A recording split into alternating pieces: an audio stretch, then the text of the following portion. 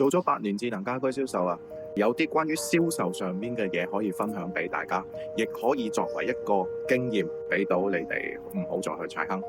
因為喺我哋角度，有時咬死你價格嘅客戶呢，反而最後佢用嘅成本係最高嘅。你係咪試過客戶話你貴，最後揀咗其他人，但係佢埋單嘅時候反而係用多咗錢？我就試過啦。呢個客第一次嚟嘅時候就已經開始比價，Alexa幾多，小米幾多，華為幾多，逐樣問。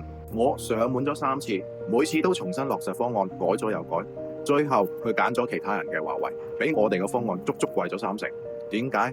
佢自己講小米同華為嘅差距絕對值唔係太高，因為佢做嘅空間唔算多，不如揀一個有門面嘅。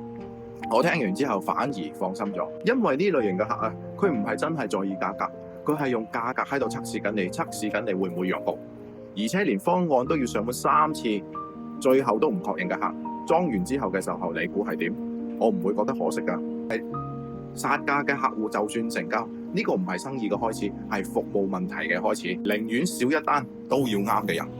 做咗幾耐先學識放手？評論區話我知。